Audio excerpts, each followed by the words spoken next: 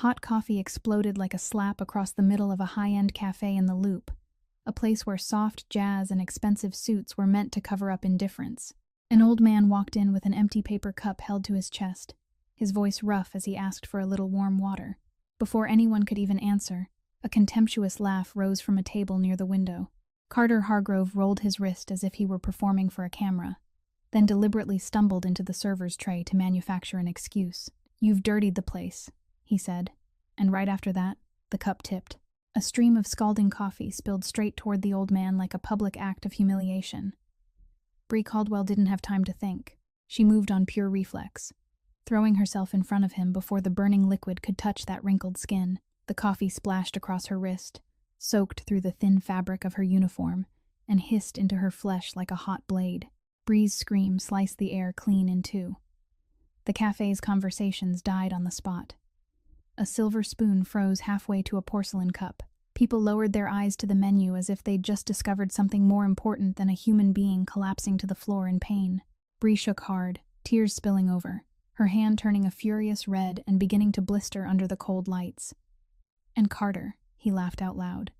Not only laughed, he lifted his phone and filmed inches from her face like he was hunting for a viral clip, his polished leather shoes planted close beside the spot where she crumpled. "Serves you right," he spat, each word clear, his voice loud enough for the whole cafe to hear.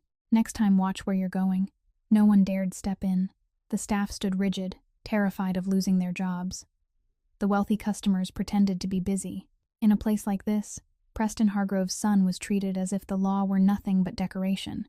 But in the corner, a cup of tea was set down on a table. Not hard, not rushed, just a small click, like a safety latch being flipped off. A man in a dark suit rose to his feet, composed to the point of coldness. At his leg, a large black dog stood without a sound, its eyes locked on Carter like an iron clamp. The old man who'd been targeted faltered, his gaze brushing that man's face for a brief moment, long enough to understand this wasn't a stranger. And in Bree's apron pocket, a crumpled receipt had gotten stuck there by accident from the serving tray, like a meaningless scrap of paper, until the moment it became the first bullet of an entire war. Carter Hargrove was still laughing. He didn't know he'd just picked the wrong target, in the wrong room, and provoked the very person who'd been watching from the beginning.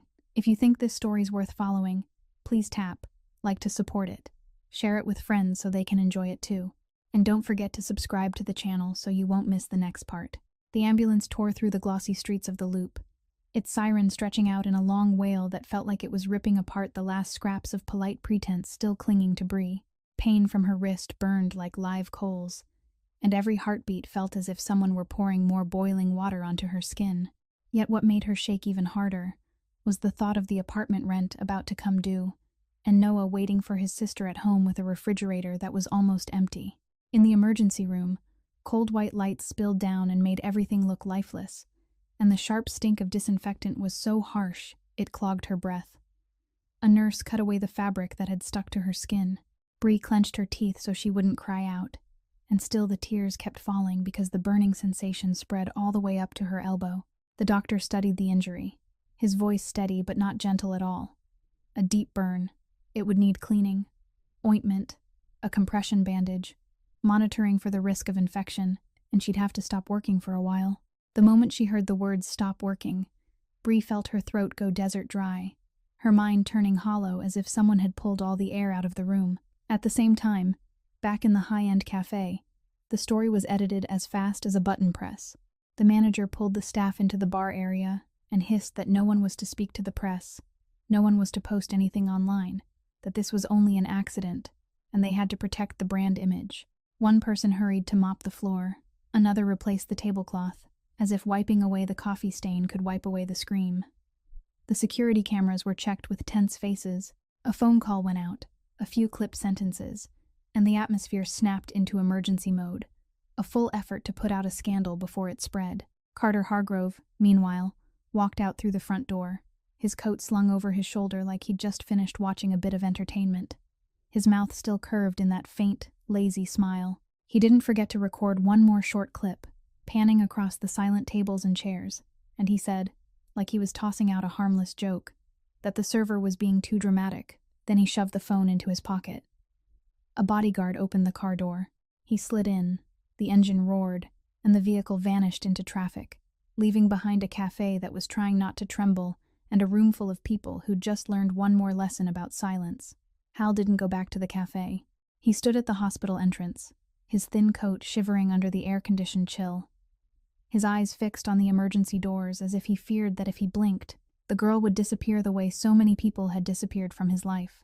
He lifted a hand as if to call someone, then lowered it again, his aged fingers curling in on themselves as though he were punishing himself for letting someone else take the weight of humiliation meant for him.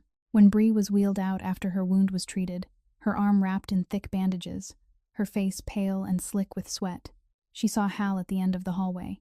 He didn't say much, only gave a small nod, his heavy gaze offering an apology without needing words. At that same moment, a figure appeared at the intake desk, not hurried, yet somehow making the people around him step aside automatically, as if by instinct. Adrian Vale placed a card on the counter and calmly requested payment of all expenses, and the opening of a complete injury file, including medical photographs in full compliance with procedure. The nurse started to ask for insurance information, and he answered crisply that they should handle it like a public assault, recording the time, the location, the type of substance that caused the burn, and the name of the victim. Bree heard him, her heart pounding, frightened and confused at the same time, because no one had ever spoken about her rights in a voice that certain. An administrative staffer brought paperwork. Adrian scanned it quickly, pointed to a few lines that needed additional details, then asked the doctor to document the degree of the burn and the expected time off work as the basis for compensation. Hal stood a few steps away, his eyes fixed on Adrian with an unreadable intensity, a mixture of deep longing and visible hesitation, as if he wanted to reach out, but was bound by a silent, invisible barrier. When Bree was taken into an observation room, Adrian came closer to her bed. He didn't touch her. He only stood at a distance that was close enough to be present, but not so close that she'd feel crowded. Bree swallowed hard and tried to sit up, only to wince with pain. The first thing she blurted out wasn't thanks. It was a choked, panicked rush. She couldn't stop working for long. The rent was almost due. Noah needed tuition, and if the cafe fired her, they'd lose their place to live. The words poured out like water after a dam breaks, raw with shame and desperation, because she was used to carrying everything on her shoulders, until she'd come to believe it was the only way to survive. Adrian listened without interrupting. His eyes weren't pitying, and they weren't cold. They were simply the focus of someone who'd already decided the story wouldn't be twisted. He spoke slowly, as if driving a nail through the trembling panic in her chest. Survive first. Then he turned to the doctor and requested a copy of the treatment record and the follow-up schedule. And he instructed the nurse to store the injury photos in the system according to standard protocol. Bree looked down at her hand wrapped in white, the throbbing pain reminding her that she'd just stepped out of a world where people only knew how to bow their heads, and into another world where someone was willing to turn her pain into evidence, and turn the crowd's silence into a price that had to be paid. While Bree lay in the observation bed, the steady beep of the heart monitor sounded as if it were trying to soothe her body. Yet the hospital hallway began to move to a different rhythm, the rhythm of footsteps carrying power and fear. A nurse leaned in and murmured that the police had come back for a statement, and this time it wasn't the kind of questions asked just to check a box and then forgotten. It was by procedure. Bree hadn't even understood why everything had tilted so fast when the door cracked open and she saw Adrian outside speaking with a broad-shouldered man with salt and pepper hair, eyes sharp in a way that suggested he'd spent years reading the fractures in a system. It was Miles Rusk, the man Adrian had called not to pick a fight, but to turn every word into something that could stand up in court. 2 officers came in, and their manner was nothing like it had been at the cafe. No more flattering tone aimed at some invisible someone, no more eyes darting around to see who might outrank them. They greeted the doctor, greeted the nurse, then asked Bree for permission to take her statement once she was alert enough, and they pinned down the time, the location, the act itself, the witnesses, and demanded an exact description of the liquid that caused the burn. Bree answered in broken breaths through the pain, but she forced herself to remember every detail, because she understood that people like Carter survived because everyone else forgot quickly. When she described how he'd raised his phone and filmed inches from her face while he laughed, her hand started to tremble again, furious and humiliated, but this time no one told her she was being dramatic. One officer wrote carefully, the other asked more about her uniform, the old man's position, and the distance from Carter's table to the aisle. Out in the hallway, leather shoes struck the floor hard and fast, and then the duty room door flew open. Carter appeared like a toxic gust, an expensive coat draped loosely over his shoulder, his face tense with irritation at being summoned to a place he couldn't fully control. He lunged up to the nurse's station, his voice rising, demanding to know who dared to blow a small accident into something involving police.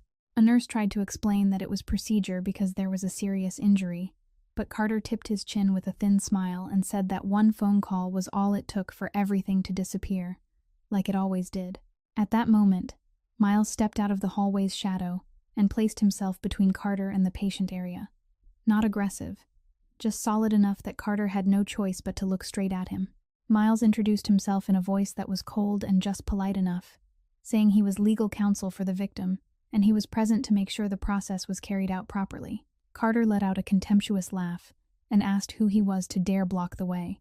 Miles didn't answer with a name or a show of influence.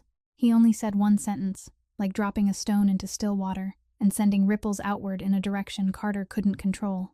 A federal investigation was underway into a group of police taking protection money from a logistics network tied to Hargrove Systems, and anyone trying to smooth over an incident with injuries, with camera evidence, with a crowd of witnesses, was placing themselves squarely in the crosshairs. Carter hesitated for a fraction of a second, as if something in him recognized that the word federal wasn't something you could step on. The way you stepped on local cops trained to bow their heads, he tried to cover it by getting angrier, grinding out that he was Preston Hargrove's son, that his family funded countless city programs, that he could have people fired in a single afternoon. The two officers heard him, and their eyes hardened, not with fear, but with the understanding that this was the kind of situation where you kept your distance so you didn't get dragged into the mud. One of them said plainly that their job was to take the statement and file the injury report, and everything else could be handled by attorneys, then instructed Carter to stay away from the treatment area. Carter whipped around toward Adrian as if searching for someone to unload on, but Adrian simply stood there, his gaze unmoving, the kind of silence that made threats sound hollow.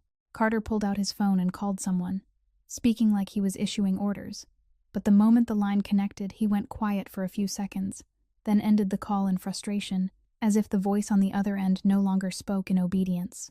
Bree watched through the crack of the door, her heart frightened and strangely alert, like the first time she'd seen a man who lived above everyone else, suddenly forced to touch a limit.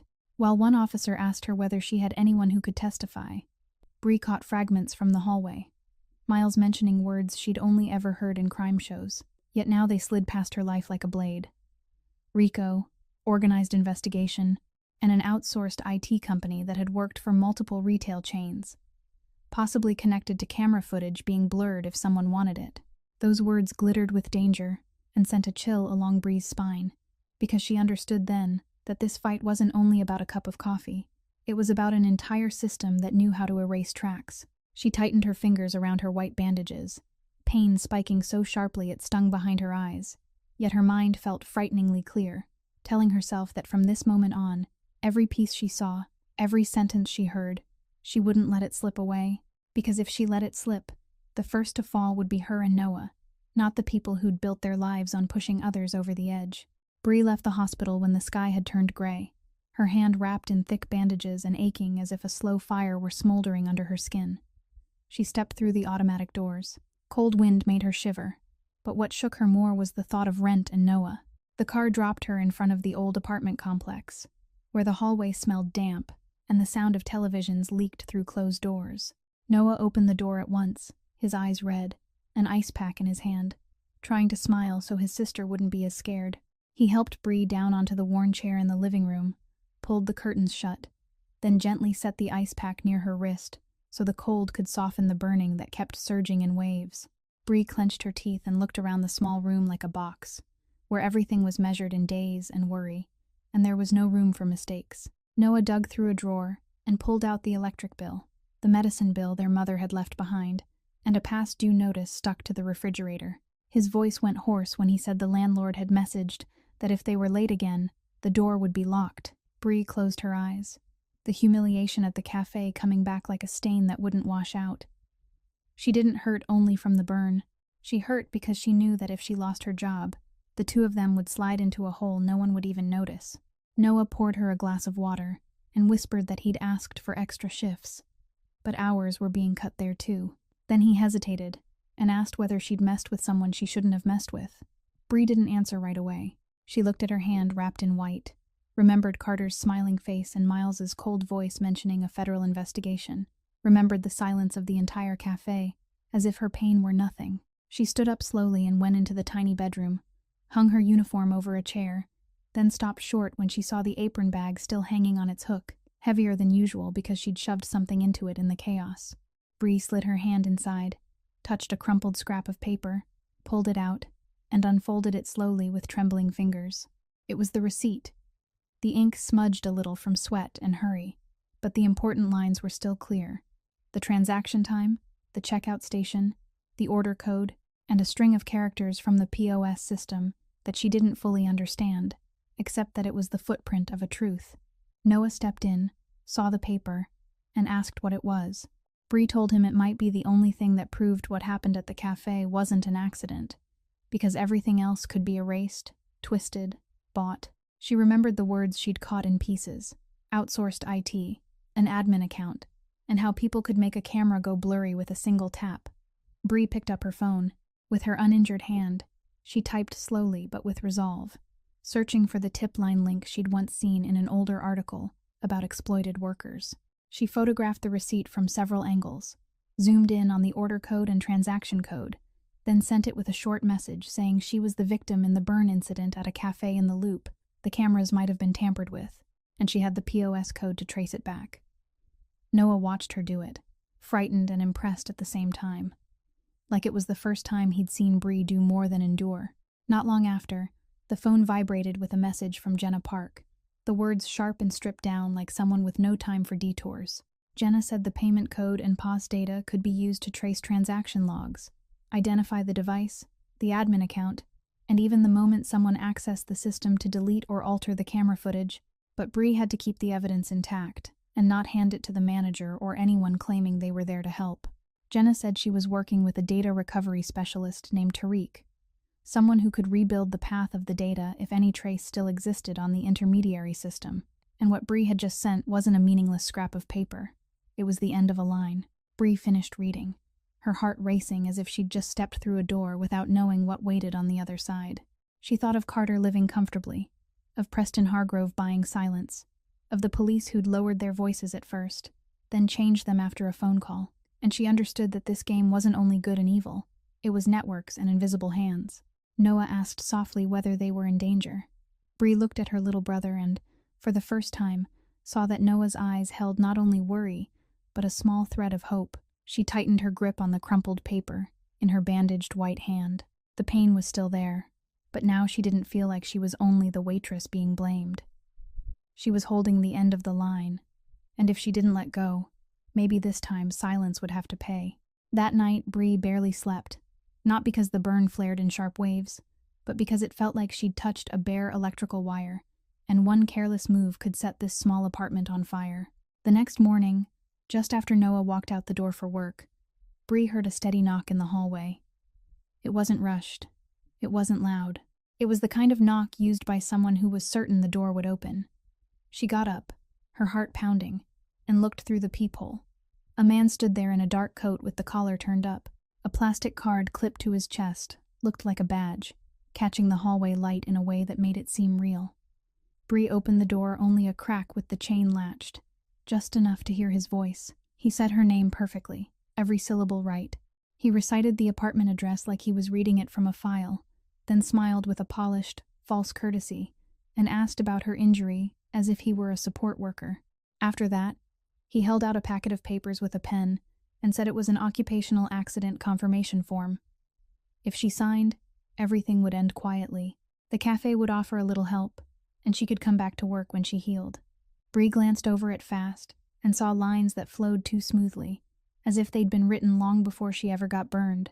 The employee was careless, spilled coffee on herself while moving. There was no assault, no third party involved, and she agreed not to file any complaint. She felt the blood in her body turn cold, because if she signed, the crumpled receipt in her pocket would become useless, and Carter would keep smiling.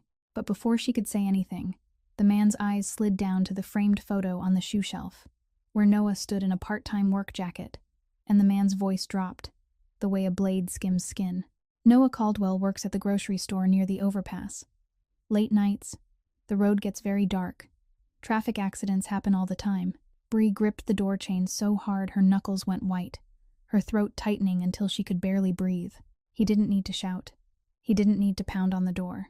He only had to say Noah's name, and Bree's whole world shrank to the exact width of this apartment. He kept talking, clearer now, telling her she was a reasonable person, that she shouldn't listen to outsiders stirring things up, that she shouldn't imagine a scrap of paper and a few words could defeat a family like the Hargroves.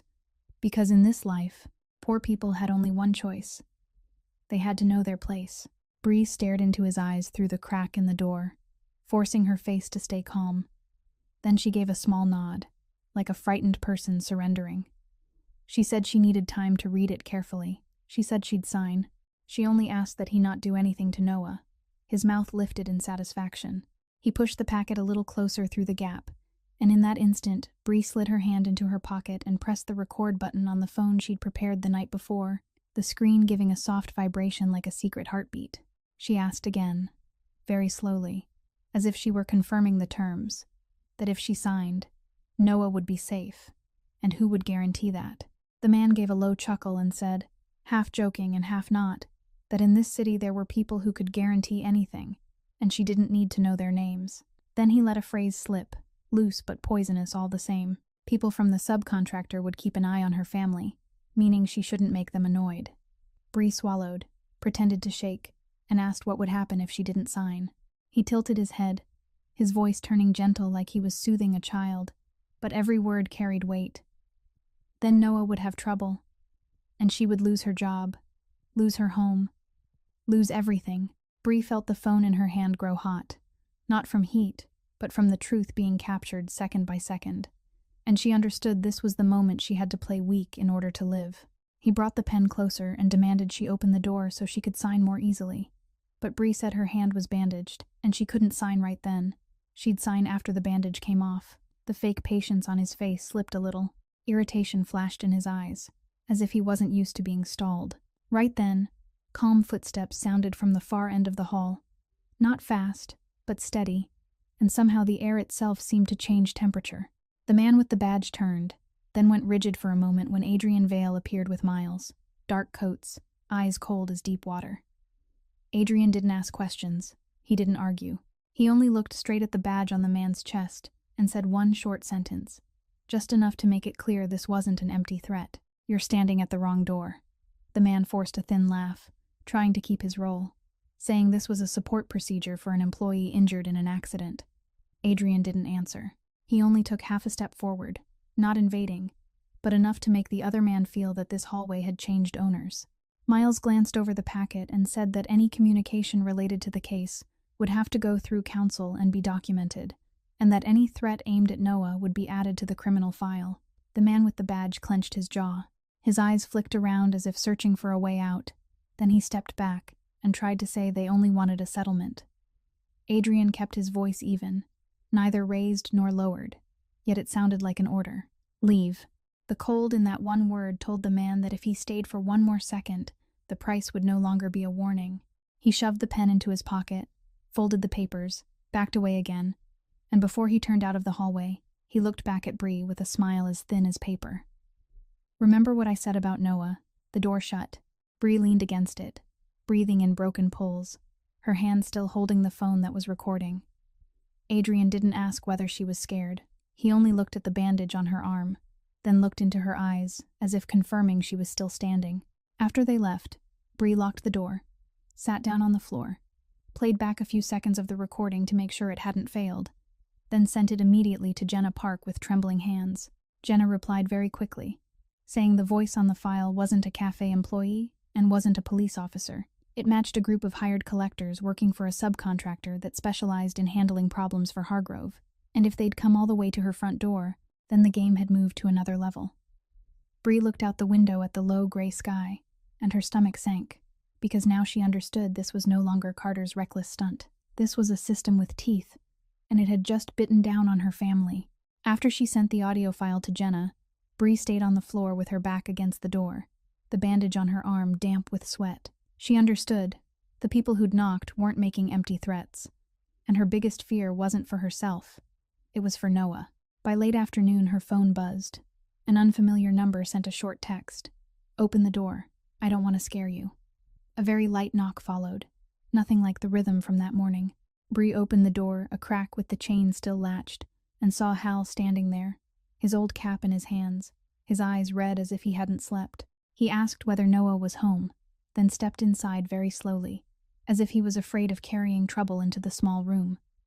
Noah recognized the old man from the cafe and quickly pulled out a chair for him. Hal sat down, his hands folded over each other, silent for a long while, then said he'd come to apologize. Not for the coffee, but for the truth that he'd pulled Bree into something dangerous. Bree felt a chill climb her spine, because she'd only been a server trying to get through her days in peace. Hal looked toward the window and said in a hoarse voice that Adrian Vale was his son. Bree went still, the image of the cold man in the hospital hallway flashing in her mind, and the sentence that had made the man with the badge step back. She'd guessed they were connected, but hearing Hal admit, it still felt like being shoved deeper into darkness. Hal said he'd once believed in rules, once stood on the side of working people, and then he'd been crushed by those with money. When Adrian was small, Hal chose to disappear and live like a drifter, so no one could use him as a noose around his son's throat. The closer he stayed to Adrian, the more danger clung to them, so he turned himself into a shadow. Bree listened, stunned, understanding that her act of shielding him that day hadn't only saved an old man, it had touched the main artery of a world of dark power, and that world surely had enemies far more ruthless than Carter. Right then, there was another knock at the door. Miles brought Adrian with him. Adrian stepped inside and stopped when he saw Hal, his eyes softening for an instant, before smoothing flat again like water. Hal didn't accuse him of anything. He only let out a long breath, like a father who knew he owed his son too much. Bree stood between them and suddenly felt small, like a period in a story written by people carrying war inside them. Adrian didn't press her with questions. He only looked at the bandage on Bree's arm and asked how the burn was. He set a small bag of medical supplies on the table, washed his hands at the cramped sink, then sat down across from her. He removed the old dressing where it needed to be changed, moving very slowly, like someone used to handling wounds without turning them into a performance. Bree winced with pain, but his steadiness made the room feel less suffocating. As he wrapped the bandage again, he said in a low, controlled voice that he hadn't come to play a savior, and Bree didn't owe him anything. He set clear boundaries. All contact would go through Miles. Any evidence Bree had had to stay quiet. Noah would be protected without turning him into a name that stood out. Bree looked at him and didn't see flirting or a display of power. She saw a promise spoken like a contract. She wanted to ask who he really was, but she was afraid of the answer. Adrian met her eyes and said she didn't need to believe he was a good man. She only needed to know he kept his word. Then he turned to Noah and told him to change his route to work for a few days and to call immediately if he saw an unfamiliar car following him. Noah nodded. Bree was still afraid, but for the first time she had something to lean on that didn't come from pity. When Adrian stood up, Hal quietly said thank you. Adrian didn't reply. He only put a hand on his father's shoulder for 1 second, then stepped out into the hallway. Bree watched him go and understood she still didn't know how deep this fight ran. But she knew one thing. That man had just said he'd keep Noah safe, and she believed he would do exactly that. The next day, Bree received a text with a specific location and a specific time window. Not a polite invitation, but an appointment from someone accustomed to living among things that had to stay discreet. Noah wanted to go with her, but Bree told him to stay home, because she understood that if she showed panic, they'd seize the fear in exactly the place it hurt. She wrapped a scarf to cover the bandage on her hand, pulled on a baseball cap, and walked to the bus stop like an ordinary person trying to blend into the crowd. The meeting took place in a small diner on the edge of the neighborhood, where the chairs were old and the smell of weak coffee offered nothing fancy that might draw attention. Jenna Park sat in a shadowed corner with her back to the wall, her eyes tracking the entrance out of professional instinct. She didn't waste time. The moment she saw Bree, she asked about the receipt and the audio file. Bree set her phone on the table, pulled up the photo of the POS code, then transferred the recording onto a small device Jenna had brought. Jenna listened to a portion, stopped at the exact moment the man with the badge mentioned Noah, and her eyes went dark as if someone had switched off a light. She said that voice wasn't the kind of impulsive threat you heard from a spoiled rich kid. It was the voice of someone who did this for a living. Someone practiced at manipulating fear to force people into signing silence. Jenna set a thick file folder in front of Bree. There was no flashy cover, only printed pages, photographs, and notes. Bree skimmed it and felt a chill crawl up her neck. There were workplace accidents at factories and warehouses tied to Hargrove Systems, a worker falling from scaffolding, someone burned by chemicals, someone collapsing after an extended shift, and every case shared the same pattern. The internal reports were spotless, and accountability always slid back onto the workers. There was also a list of missing people, immigrants who vanished from crowded boarding houses, workers who'd been ready to report abuses and then suddenly withdrew, and a few families who'd been paid into silence and never appeared in the media again. Jenna said she'd been chasing this for a long time, but every time she got close to the core, sources disappeared, lawyers threatened her, and people who meant to testify suddenly became frightened, as if an unseen hand had closed around their throats from the dark. Bree listened and felt her chest grow heavy, because she realized she was standing exactly where they didn't want anyone to stand. Jenna said it plainly. To beat an empire like Hargrove, rage wasn't enough. They needed evidence that couldn't be denied, a nail strong enough to pierce every layer of legal armor, and they needed a living witness, someone willing to speak in the light and able to withstand the pressure of the dark. Bree looked at the folder and thought of Noah and their small apartment, thought of that knock at the door that morning, and her throat tightened. She asked if she became a source, would Noah be pulled in too? Jenna didn't offer empty promises. She only said that if Bree stepped into this, Bree would become a target, and they would use Noah to break her if they could. Bree fell silent, her bandaged white hand resting on her knee like a warning. Then she stated her only condition clearly. Noah mustn't become a hostage.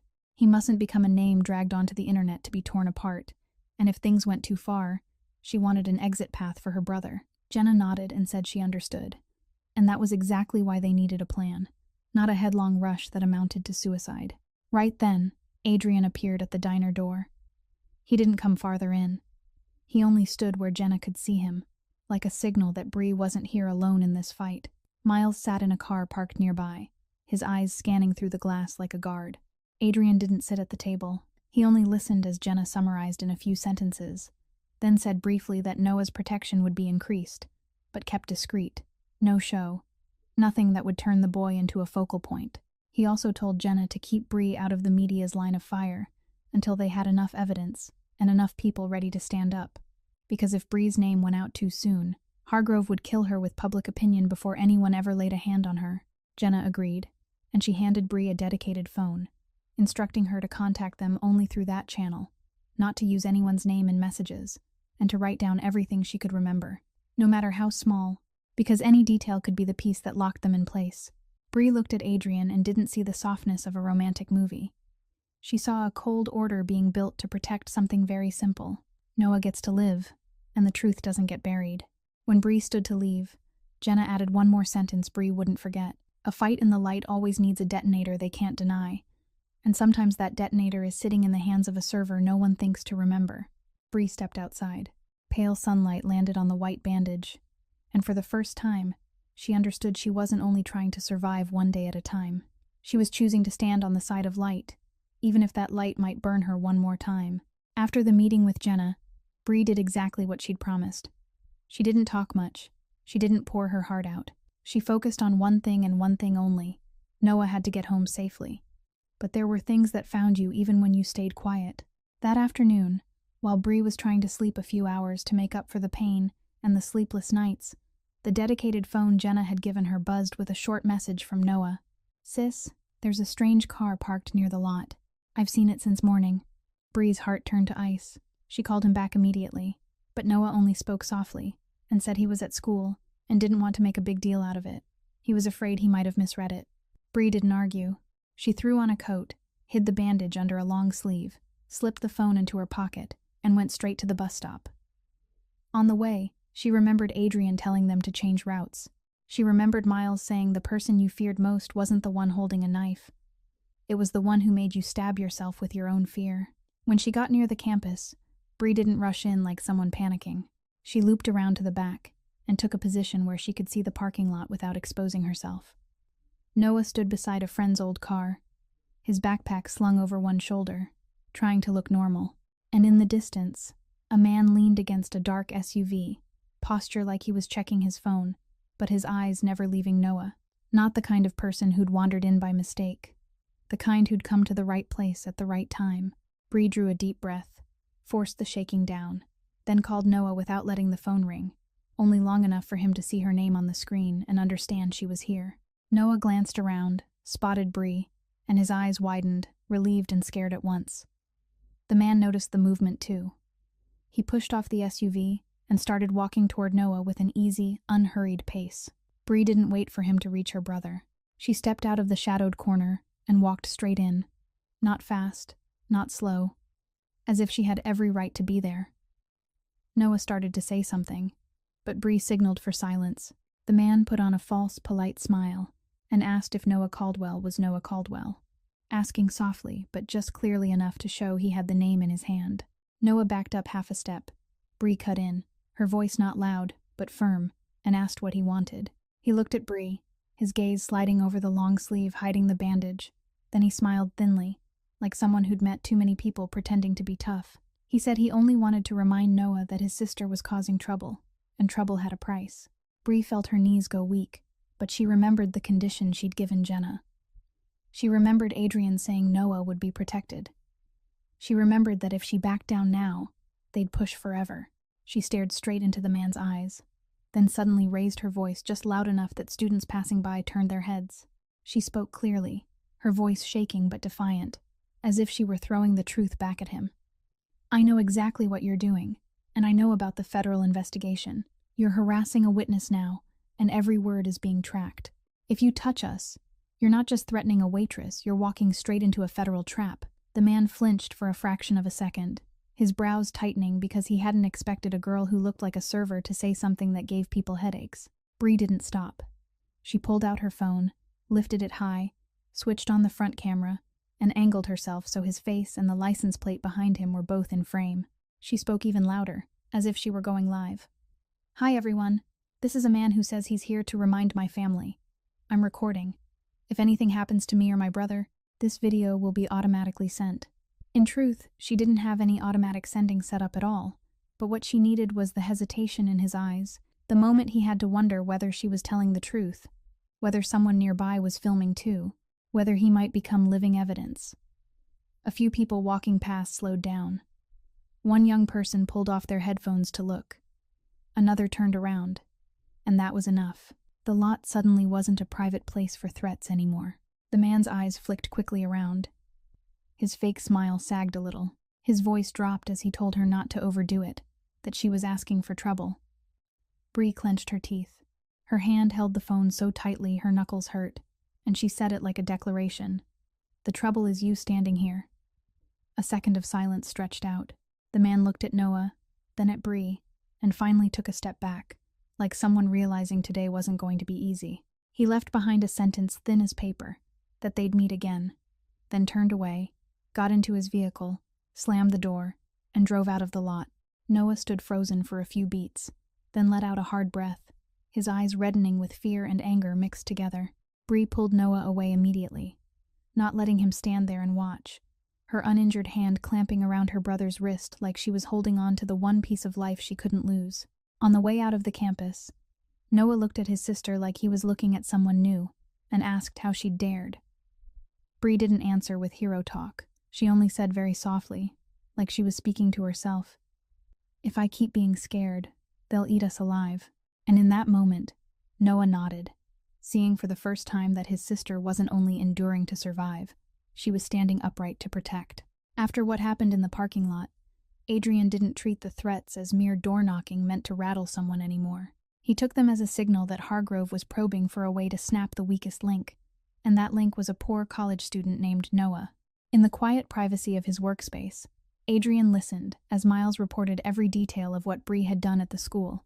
Then he turned to Tariq, who sat before 3 blue-lit screens with lines of data streaming like rain.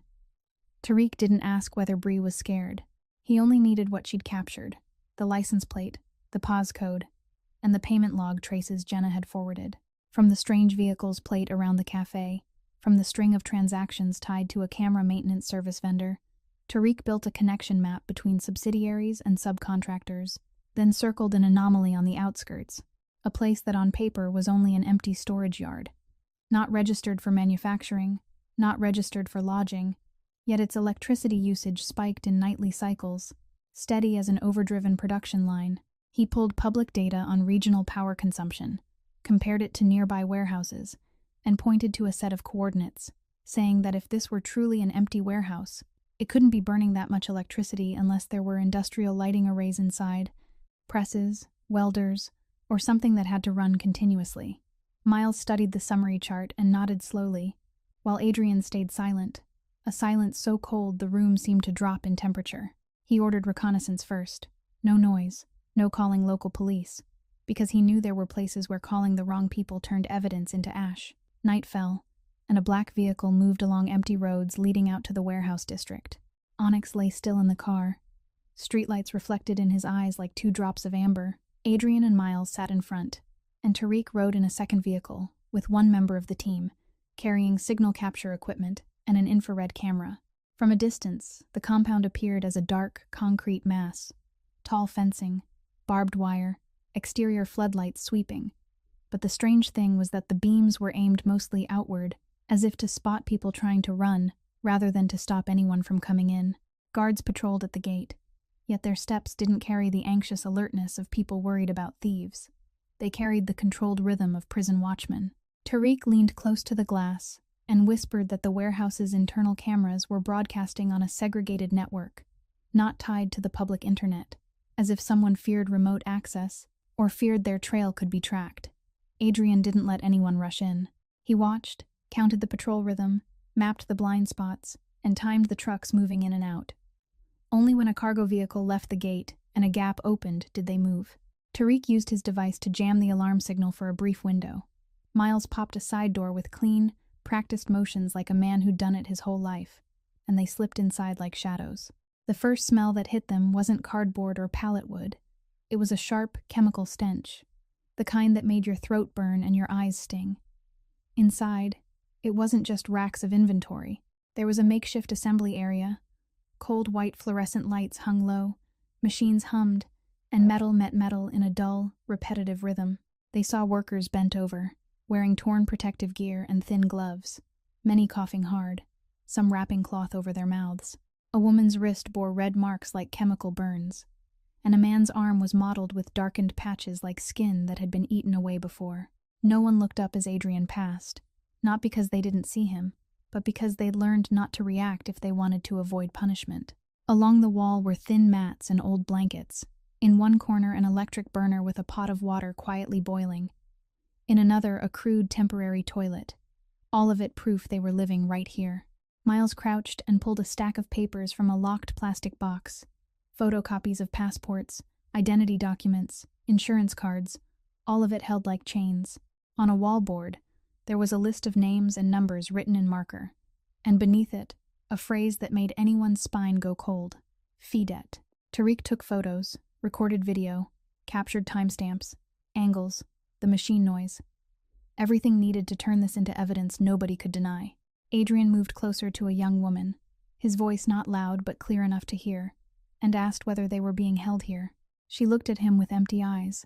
Then her lips began to tremble, and in halting English she said their documents had been taken. They'd been threatened that if they ran, their families back home would be harmed. And every day they had to work enough hours, and if they didn't, the debt grew. Someone else whispered that a person had been taken away after getting sick, and never came back. Adrian tightened his jaw, his hand settling on Onyx's head as if to clamp down on anger. Then he signaled the team to start moving people out in small groups. No panic, no shouted orders, just opening a way out, like opening a front door. As they guided the first workers toward the vehicles, a guard in the rear section caught the movement, snapped around, and reached toward his belt. Onyx surged forward first, not barking, only placing his body between them, eyes locked, forcing the guard to hesitate for one beat, long enough for Miles to close in and control him without a loud struggle. Tariq kept copying data from an old computer in the corner office and found delivery lists, truck schedules, and another chain of addresses, like a map of boxes used to hold people. But time didn't favor them. In the distance, a heavy engine rumbled. A large truck had started up on the side of the warehouse. The rear doors slammed shut, and it rolled out a secondary gate before Adrian could stop it, as if someone had been warned that this place had just been touched. Adrian watched the red taillights fade into nothing, and the chill running down his spine wasn't from the night. It was from the understanding that the people loaded onto that truck could be an entire shipment of living cargo being moved somewhere else to erase traces. He turned back to the exhausted faces being led out of darkness, to calloused hands trembling around water bottles, and in that moment he knew the fight with Hargrove had gone far beyond a cafe in the loop. It was a pipeline, a machine, and that machine had just managed to spit part of its body out of their grip. The news broke in the morning like a deliberately placed blast, not loud in a cheap, sensational way, sharp and cold instead, like a well-honed blade. Jenna Park posted the first investigative piece, with images of the outlying warehouse, testimony from the workers who'd been rescued, descriptions of the chemical stench, confiscated documents, thin mattresses lined tight against the wall, and the traces of a system that bound people with fee debt. She didn't name Adrian. She didn't push Bree into the light. Still, every sentence pointed straight at Hargrove Systems and its web of subcontractors like a trap with no exit. Only a few hours later, major news networks began repeating it. Social media spread the photos and excerpts like fire catching wind, and the market reacted the way markets do when they fear contamination. Hargrove's stock price lurched and dropped so hard that men in suits in boardrooms had to change their tone when they spoke on the phone. Preston Hargrove appeared before the press the same day, his face composed like a man who'd practiced standing in storms his whole life. He denied every allegation, said it was fabrication by competitors, threatened to sue Jenna for defamation, and promised to fully cooperate with authorities, words polished like paint over rust. Behind that paint, his anger moved through each call. Carter was dragged back to the family headquarters and shouted at, told he'd made everything worse, told that a laughing video in a Loop cafe had now become kindling for their enemies. Carter refused to accept blame. He was used to being protected. He was used to seeing the world bend to his will. And what drove him mad wasn't a victim in pain. It was the first time his own reputation threatened to become a burden to his father. He struck back the way he knew best, by turning everything into a show. First came an edited clip. A video appeared online, cut so skillfully that ordinary viewers would struggle to notice, and in it Bree was turned into the one who charged in to provoke, and spilled it on herself, then sobbed to extort money. Poisonous comments began to grow like mushrooms, calling her an actress, a gold digger, someone chasing fame.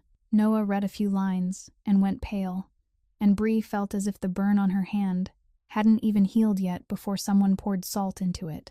Jenna warned her this was only the first layer, that Hargrove would use public opinion like a noose, tightening until the victim let go of the evidence out of fear.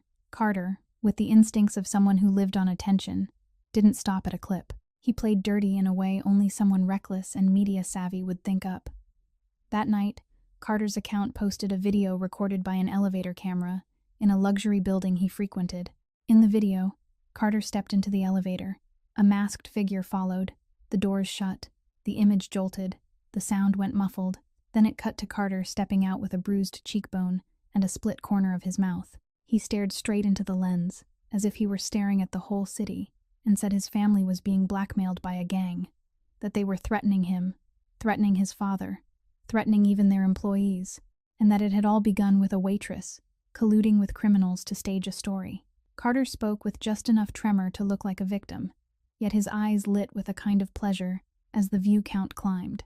He posted close-up photos of his face, the bruising vivid, and his tone shifted from fear to anger as he demanded the government act, demanded police protect citizens from the Mafia. That bruise didn't happen by accident, and anyone who'd known Carter long enough would guess he'd battered himself to buy a shield of public sympathy. Yet online, truth often loses to emotion. The wave immediately changed direction. Half the crowd stayed furious about the forced labor warehouse, and the other half began to doubt everything, began to believe a script in which this was a dirty war between powers, in which Bree was only a pawn, in which Jenna was being manipulated, in which the Mafia was using the media to take down a corporation. Strange accounts dug into Bree, hunted for the apartment complex address, hunted for Noah's school, posted threats disguised as warnings.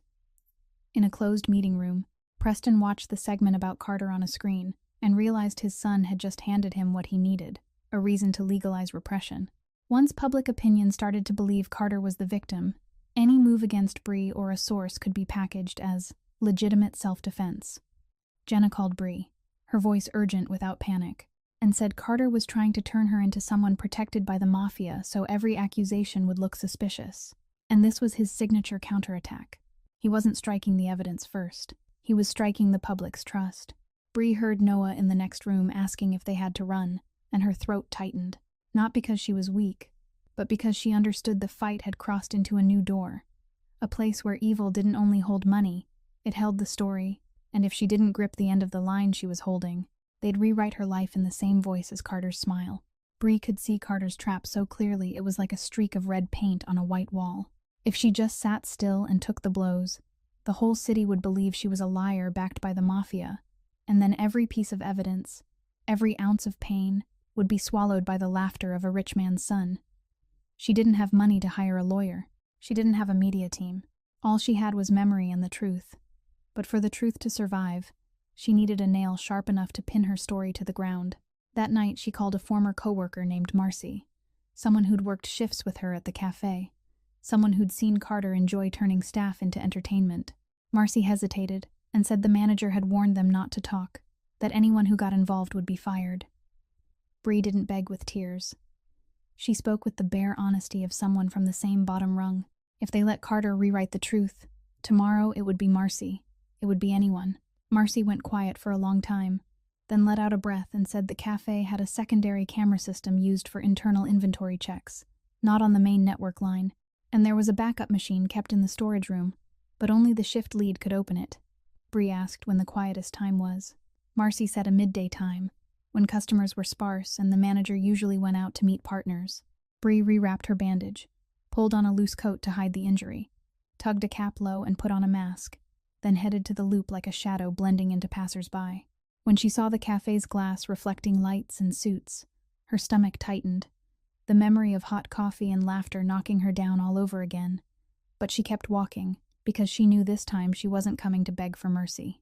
Marcy brought her in through the back door, down a narrow hallway that smelled of floor-cleaning chemicals, whispering the whole way for Bree to move fast, not to look around, not to let anyone see.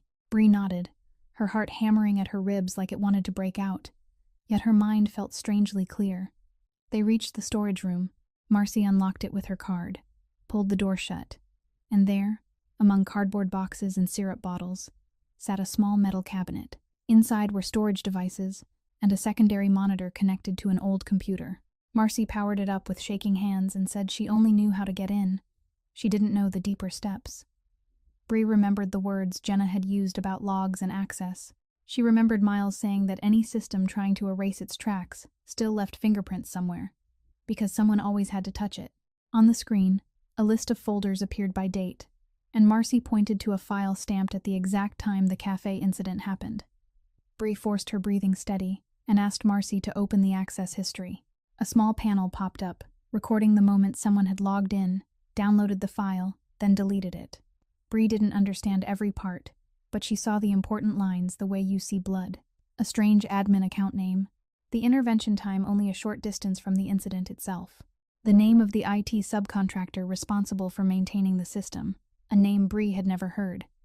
Yet it was enough to bring back what Miles had said about outsourced IT. Bree pulled out her phone and photographed the screen page by page, line by line, zooming until the words were unmistakable. Then took additional shots of the display showing the file path and the timestamps. Marcy stood beside her, face pale with fear, whispering that if they were caught, she'd lose her job. Bree said softly that if they didn't do this, they'd lose everything, not only jobs but the right to tell the truth. As they prepared to leave, Bree noticed a device connection list inside the system notes, and there she saw the identifier code for a secondary camera aimed at the back exit, along with a note about a delivery vehicle that often arrived after closing hours for maintenance. Marcy frowned and said she'd thought it was strange too, because there were nights with no scheduled deliveries. Yet a vehicle still sat there for a long time, and management told staff not to go near it. Bree shivered, a gut sense of a bigger pipeline running straight through the place where she used to stand making coffee. She asked Marcy whether she remembered the plate. Marcy thought for a moment, then wrote part of it down on paper, saying she remembered only that much, because that vehicle had nearly rolled over her foot when she took out the trash. Bree photographed the paper too, careful, as if she were picking up a shard of glass. They shut down the computer, locked the cabinet, and stepped back into the hallway. Bree passed through the cafe area for one brief second to reach the exit, and she saw tables polished clean, customers laughing as if no one had ever collapsed there in pain, and she felt as if eyes were pressing into the back of her neck. When she got outside, sunlight struck the glass and made her squint, but the feeling of being watched didn't fade.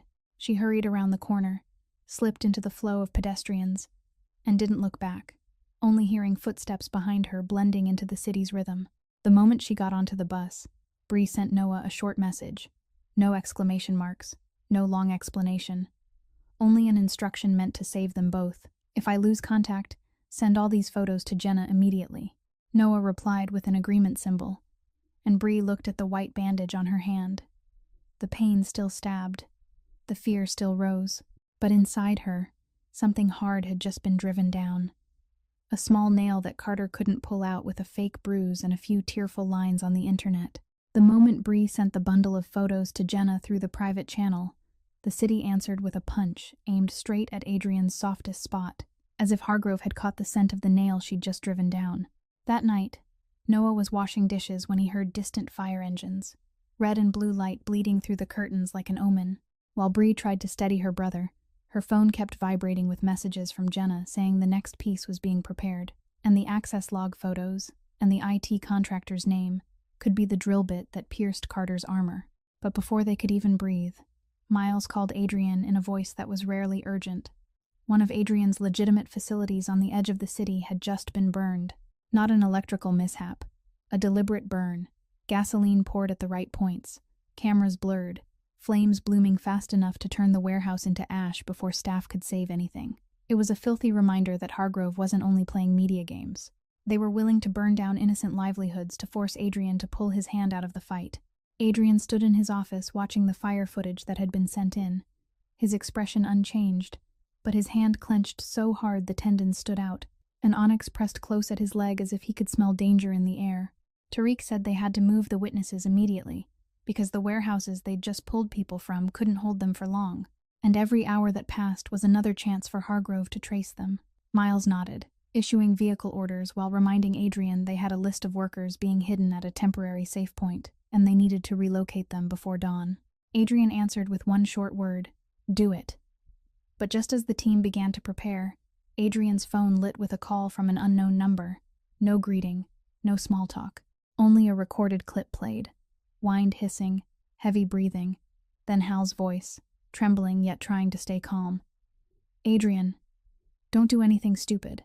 Another voice cut in, flat as if talking about the weather. "Your old man is with us. You stop, or he disappears like he never existed." The call ended right after. No address, no demand for money, only a raw, humiliating choice. For 1 second, Adrian stood motionless like stone, his eyes going fully dark, and the room fell so quiet that Tariq stopped typing. Miles stepped closer and asked what Adrian wanted to do. It was the question Adrian had spent his whole life trying to avoid, because he knew he could save a lot of people by never going soft. But Hal was the one crack an enemy could use to break him. Miles reminded him that the rescued witnesses, if exposed, would be dragged to another warehouse, and those people would vanish into darkness as if they'd never existed, and Bree and Noah would be placed on the scale as well. Adrian looked at the data screen, looked at the list of safe points, then closed his eyes for one beat, as if locking away the human part of himself to become what was needed. He chose to save Hal, but not by charging into the trap, by cutting the trap's time instead. He ordered a small team to take a separate route and trace the call, while the larger group had to move the witnesses earlier than planned. Miles argued that splitting the force doubled the risk. Adrian said only one sentence, and everyone understood this wasn't a debate. "He's my father." The decision had barely landed when the world punished it. As the convoy carrying the witnesses left the temporary safe point, a strange vehicle began tailing them at just the right distance, like a shadow that didn't want to be seen. Adrian's people noticed too late. At a quiet turnoff, the tailing vehicle suddenly accelerated and shoved in close, and 2 more vehicles poured in from the side, as if they'd been waiting. This wasn't a pack of thugs. It was a trained unit, clean movements, clear objective, trying to stop witnesses more than trying to steal. Miles immediately ordered a route change and sent the decoy car forward to draw the attention. Tires screamed. Metal slammed with a brutal clang, and in those few seconds of chaos, the witnesses in the rear vehicle panicked, screaming and crying, certain they were being taken back. Miles threw open the decoy door and rushed out like a man turning himself into a living road sign, shouting into emergency services, while deliberately saying words that made anyone listening go cold. Witness intimidation in a case tied to a federal investigation. He held his phone up like he was recording, running and making noise, pulling the attacker's focus toward him. One man charged, and in the instant Miles turned to block the way so the witness vehicle could cut into a side lane. A blow came down that dropped him hard, his shoulder cracking with a dry sound. Blood seeped at his temple. His hand shook, yet he still forced himself to hit send on his location to Adrian. Because of that diversion, the witness vehicle broke free of the ring and surged into a denser neighborhood, where lights and people made the attackers hesitate to escalate. When Adrian got the news, he arrived to find Miles sitting against a concrete pillar, face white with pain, but eyes still clear. Jaw clenched as he asked whether the witnesses were safe. Adrian didn't answer at once. He looked at the injury, at the blood, at the raw truth that his people were bleeding for this fight. Then he turned his face away for a beat, as if swallowing a rage that wanted to kill. Miles gave a strained smile and said they'd pulled the others off, but the safe point had been compromised, and they had to change everything. Adrian nodded, his voice low enough to chill. From now on, this isn't threats anymore. He understood Hargrove had dragged the war into real blood, and if he still believed he could keep everything clean, keep everyone innocent outside the line of fire, then he was lying to himself. Somewhere in the city, Hal was still being held, and the fire was still smoldering in the things Adrian had tried to build along the legal path. Miles had the gash at his temple stitched and his shoulder immobilized in a discreet clinic, yet he still forced himself upright the moment Tariq said he'd traced the signal from the call used to hold Hal. The kidnappers hadn't spoken an address, but everything they left behind carried a scent, and Tariq could smell data the way a hunter smelled tracks. He narrowed it down to a cluster of towers in an old riverside industrial zone, a place of abandoned warehouses and front offices masking money laundering. Adrian didn't bring a large crew. He didn't run sirens. He didn't wave guns around, because he understood the goal was to rescue someone and secure evidence, not ignite a street war that would give Hargrove an excuse to call him a violent gang. When night fell, the black vehicle stopped a few blocks from the target. Onyx stayed tight at Adrian's heel, silent, only lifting his head now and then as if catching an unfamiliar scent. Tariq remained in the second car with recording gear and cameras, while Adrian and two of his people moved in through the back, where the fence had a section that looked hastily welded, like someone had repaired it recently. They moved the way surgeons moved, cutting at the right place, clean to the right beat. A guard at the door was subdued by hand. No gunfire, no shouts. Adrian crossed a dark hallway, weak yellow light washing over damp walls, and he heard heavy breathing in the last room. Hal was tied to a chair, tape over his mouth, eyes wide open, yet still holding the steadiness of an old man used to living with solitude. When Hal saw Adrian, his eyes shone with moisture for one brief beat, not from weakness, but from knowing his son had come, the way he always did. Even if he resented him, he didn't abandon him. Adrian peeled the tape away, cut the bindings fast, checked whether his father's wrists had been harmed, then set a hand on Hal's shoulder for 1 second. Like a promise that didn't need words, Hal rasped that they shouldn't stay long. This place was only a transit point, and there were watchers in the front section. Adrian nodded and signaled a withdrawal, but before leaving, he didn't ignore what mattered even more than saving his father. He searched the room quickly, opened a drawer, and took a bundle of delivery paperwork and a disposable phone. Tariq received the photos through their internal channel and immediately recognized the name of a subcontractor appearing repeatedly, along with several secondary warehouse addresses and truck schedules, like a small map of an octopus. Adrian didn't beat the kidnappers to death. He took what he needed, then vanished before the place could understand what it had just lost. When the car rolled out of the industrial zone, Hal sat silent in the back, hands shaking from cold, not fear. He said quietly that Preston wouldn't stop, and Carter would stop even less. Adrian answered that he knew, and right then Jenna's dedicated phone began vibrating nonstop like a storm. Jenna brought news worse than any wound. A key witness from the rescued labor group had vanished. That person was the only one who knew the transfer routes between warehouses and the name of the person directly dealing with the debt collectors, a link that could lock the entire chain. The witness had panicked after the attack the night before, heard their family back home had been threatened, then slipped away when the safe point had just been changed. No phone, no note left behind. Tariq tried to trace it and found only a blank space, like something had been snapped in half. Adrian heard it, and went so still that even Onyx lifted his head, and Hal understood at once that a second price had arrived. Every victory had a gap, and all it took was one gap for Hargrove to seep through like smoke. Not long after, Carter used that gap to strike back. Online, he kept playing the victim, calling for protection for his family, saying a gang was kidnapping and threatening people. At the same time, a group of police who'd once lowered their eyes for Hargrove began building a case the way people like that always did, turning authority into a hammer. They accused Adrian of kidnapping, of witness intimidation, of obstruction, even tried to pin an organized crime label on him. Leaks appeared at the perfect hour and the perfect place, like someone pressing a button, and the name Adrian Vale started getting thrown into conversations like a demon that needed to be hunted. Miles was hurting and furious, but he understood the strategy. Drag Adrian into legal warfare, so he'd have to defend himself, and wouldn't have time to protect witnesses and push evidence into the light. Jenna called Bree, but she didn't dare speak long.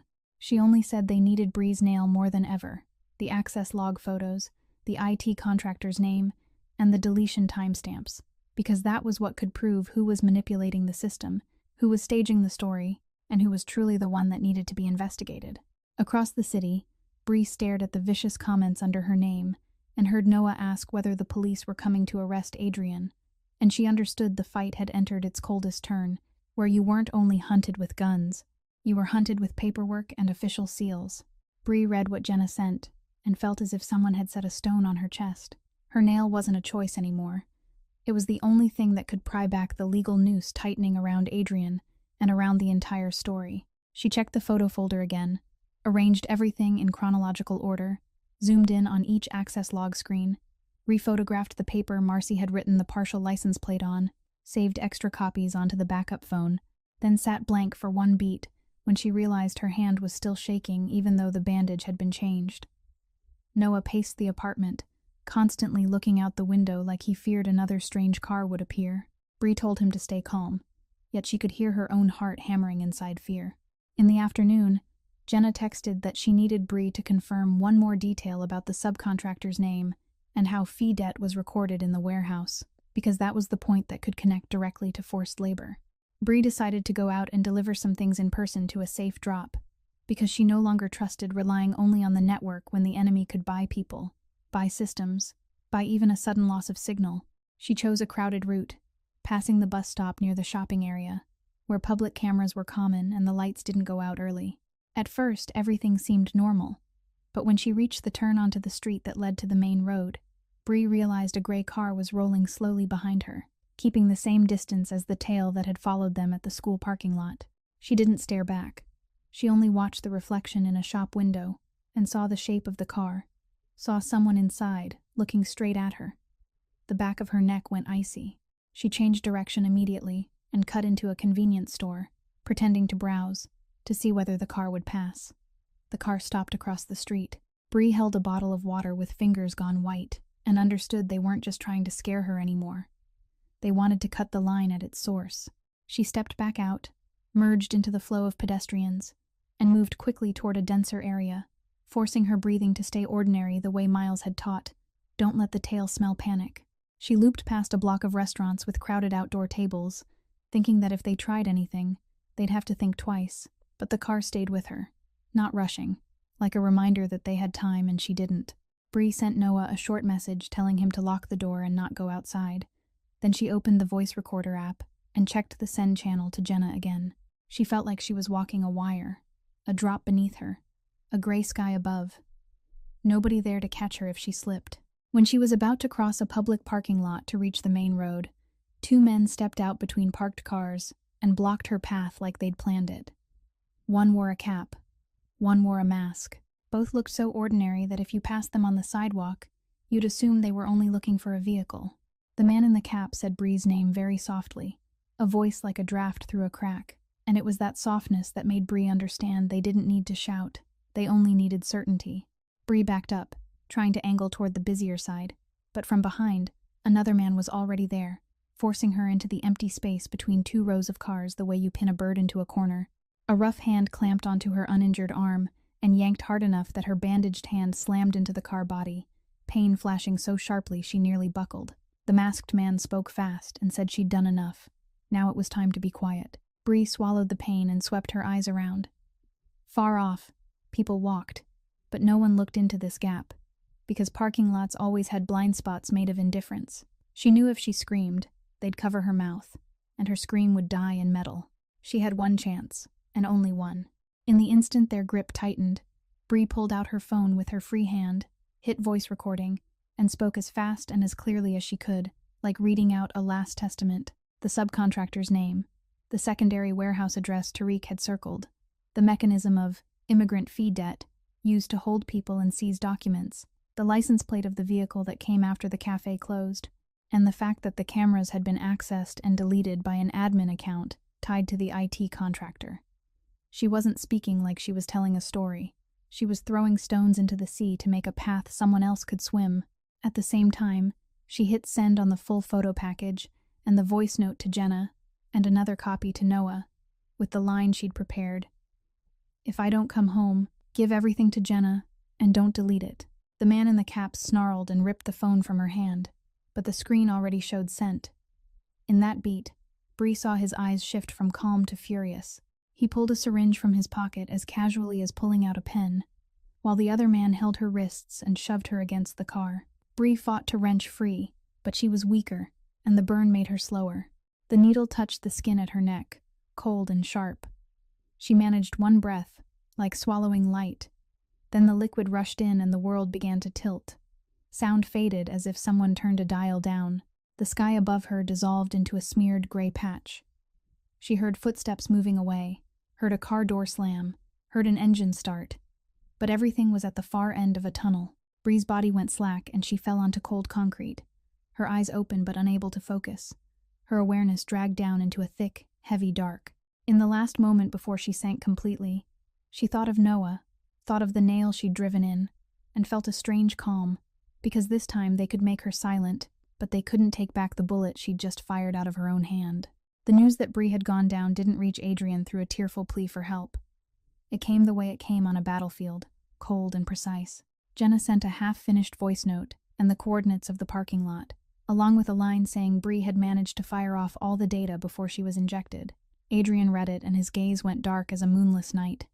He didn't speak. He only stood up, the chair behind him scraping back hard, and Onyx rose with him on instinct. Miles, his shoulder still hurting, tried to block him, and warned that this could be a trap, meant to pull Adrian out of the plan. Tariq said the same, that if Adrian charged in now, Hargrove would have an excuse to pin even more violent charges on him, and every witness in hiding would become bait. But the anger inside Adrian was something raised on years lived in shadow. It didn't need reason to ignite. It only needed a name, and that name now was Bree Caldwell, the woman who dared to stand upright when the whole city bowed its head. Adrian moved toward the door, his hand clenched so tightly it went white, as if one more beat would turn him into exactly what his enemies wanted him to become, a monster they could legally hunt. Hal sat in the corner, newly rescued yet still weak, his skin gone pale from fatigue and age. He looked at his son, looked at Onyx, then said one hoarse, heavy sentence, like pulling Adrian back toward the edge of himself. "Don't become a monster." Adrian stopped. For one very brief second he looked at his father, the way you look into a mirror that reflects what you've tried to bury. If he took revenge the way the dark taught him, he might satisfy the fury. But Bree and Noah wouldn't be saved by rage. They'd only be saved by an ending the system couldn't overturn. Hal went on, not begging, only reminding him that men like Preston stayed alive because they knew how to turn their opposition into criminals, and if Adrian gave them the image they needed, then Bree would lose everything, even if she lived. Adrian drew a deep breath, long as swallowing blood, then gave a tiny nod, as if forcing himself to step back from a cliff. He returned to the table and ordered the final phase, his voice even but so cold that everyone understood this was the moment mistakes weren't allowed. First, witness protection had to be increased, not with loud escort convoys, but by dispersing them, moving them by staggered hours, changing safe points constantly like changing a heartbeat, so anyone tracking would see only a maze. Tariq set up new communication channels, layered encryption, cutting every old path that might already be compromised. Miles, despite the pain in his shoulder, took on coordination anyway, because he understood that when Adrian was most provoked, Adrian needed someone to keep the rhythm of the law the way you keep your hand on the brake on a steep grade. At the same time as they protected the living, Adrian opened the data package Bree had fired off before she fell. Inside were the subcontractor's name, secondary warehouse addresses, a license plate, access log photos from the secondary camera system, and traces of the IT contractor with the deletion timestamps. Each piece by itself could be denied, but together they formed a straight line, pointing into the core of Hargrove Systems. A core that was no longer rumor, it was criminal structure. Jenna called, her voice shaking with rage and fear, and said Bree was in a coma. Doctors couldn't say when she'd wake, and the hospital had to increase security because people were lingering around. Adrian didn't ask for medical details. He only told Jenna to push the entire dataset to the federal authorities through a secure channel, so they could lock in an indictment before Hargrove had time to burn more evidence or move more witnesses. This was the step Adrian hated most. The step of handing decision power to a system he didn't trust. A system that had once abandoned people like Bree and Noah to serve people like Carter. But he also understood that if he wanted to kill an empire disguised as legitimate, he had to use that same legitimate knife. And this time, he would stand behind it to make sure it couldn't be bent. Hal watched his son give orders, and saw the fire still burning in Adrian's eyes, but caged now. He let out a quiet breath, like a father who'd just kept his child from repeating a life. Adrian walked to the window and looked down at the night streets, where people still moved as if they didn't know a young woman lay motionless because she dared to tell the truth. He spoke very softly, as if he were speaking more to Onyx than to anyone else, that if Bree didn't wake up, he would break everything. But before that day came, he would bring Preston down with law, with evidence, and with the very fear of exposure to light that Hargrove hated most. That was the third price. Not money or blood, but Adrian having to accept stepping back from his usual way of settling things so he could win through the system. Even while part of him still believed, the system only worked when someone ruthless enough stood behind it and forced it to do right. Carter Hargrove thought he was safe in the reinforced room hidden behind a decorative mirror in his penthouse, the place he called a panic room, as if it were an expensive toy for people who liked the feeling of being hunted without ever truly being touched. He was used to the idea that all he had to do was shut the door, turn on the air filtration, pull up the cameras, and watch the world through a screen where every danger became an image to comment on. But that night, his safety was taken apart the way you take apart a cheap lock. Not with loud violence, but with cold precision. The alarm didn't sound. The hallway cameras blinked once, and then went dead, as if someone had thrown a cloth over them. Carter heard very soft footsteps, then a gentle knock on the thick steel door, a knock that wasn't rushed and wasn't threatening, only an announcement that the game of hide-and-seek was over. He jerked up from his chair, his hand shaking as he punched in his bodyguard's number, but the screen showed no signal. He called his father and heard only voicemail. For the first time in his life, Carter understood that the world didn't always have someone waiting to pick up for him. The steel door, bypassed by Tariq's remote override of the internal system, opened with a dry, mechanical sound, and Adrian Vale stepped inside like darkness given shape. Onyx close at his leg, silent in a way that was terrifying. Carter stumbled back, forcing his voice hard, shouting that this was illegal entry, that he'd call the police, that the media would crush Adrian. Adrian didn't answer. He only swept his gaze around the room, where there was expensive liquor, leather chairs, a large screen, and everything that let a man who'd never faced consequences believe he was immortal. Onyx sat down, amber eyes never leaving Carter, and the fake smile on Carter's face began to peel away. Carter tried to rebuild the victim performance, and said he'd been threatened, blackmailed, attacked in an elevator, that he feared for his life, that this was proof a Mafia gang was operating. Adrian walked closer. He didn't touch Carter. He didn't hit him. He didn't put a hand on his throat. He only held a phone up in front of him. On the screen were images of the outlying warehouse, immigrant workers sitting against a wall with hollowed eyes, hands dirtied by chemicals, and stacks of confiscated passports locked inside a plastic box. Carter looked, and his expression shifted from irritation to discomfort. then to a brief flicker of confusion, like a child seeing filth it couldn't understand. Adrian swiped again. The fee debt board appeared, numbers rising by day, and an audio clip of the man with the badge mentioning Noah the way you mention an object you can break. Carter wet his lips and tried to say he didn't know, that it was his father's business, that he was only being dragged into it. Adrian didn't argue. He placed a packet of photos on the table, the ones Bree had left behind, access logs from the secondary camera system, the file deletion timestamps, the IT contractor's name, and the license plate of the vehicle that often came after closing. Carter recognized a few familiar words, things that had been buried in emails he'd never read closely, because his life never required him to read. But now they sat in front of him like a death notice. He tried to laugh and said it was fabricated, said Bree was staging it, said Adrian was forcing her to play a pawn. Adrian bent down to Carter's eye level, his voice low and calm like a court that didn't need a gavel. She was the server you spilled coffee on. She was threatened, followed, injected, and put into a coma. But before she went down, she still managed to send these.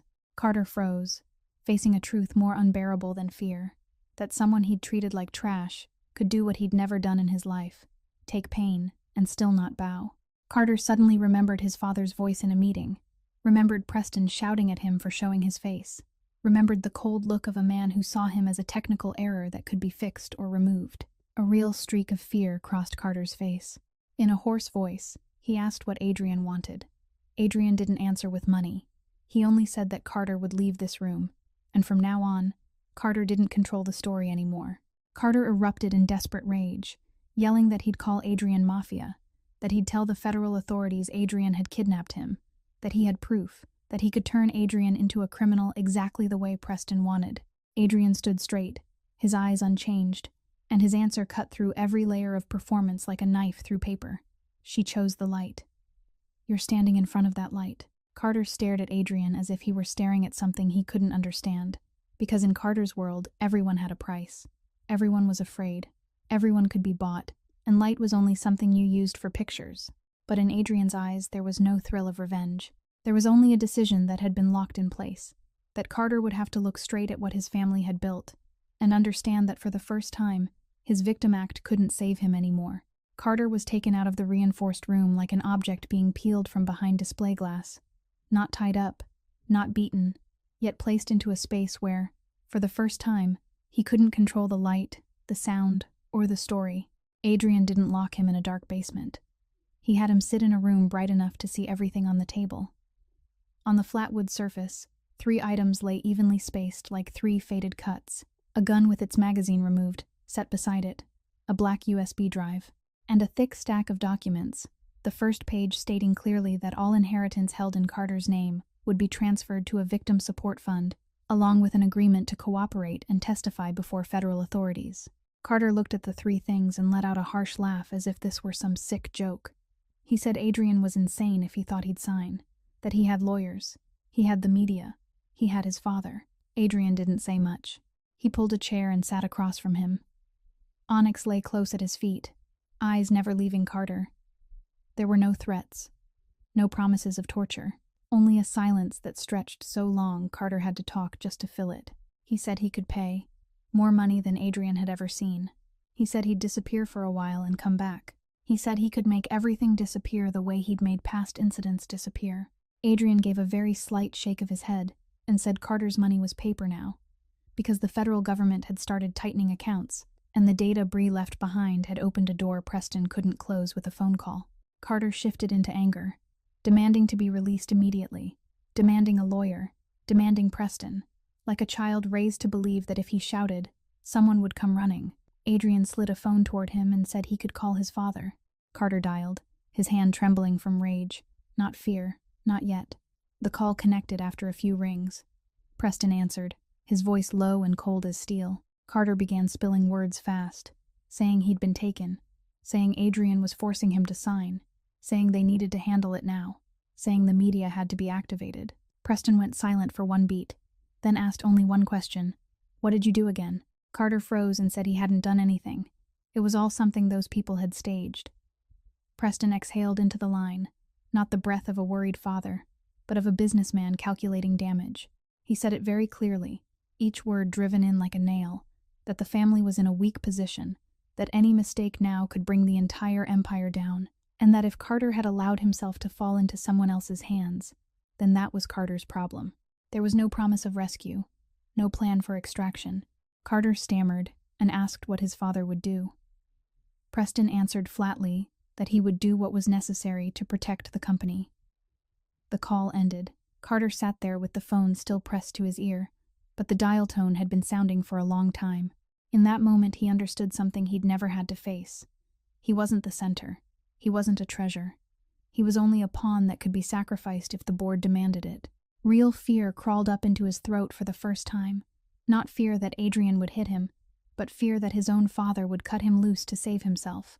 Carter looked again at the 3 items on the table. The gun was no longer a symbol of power.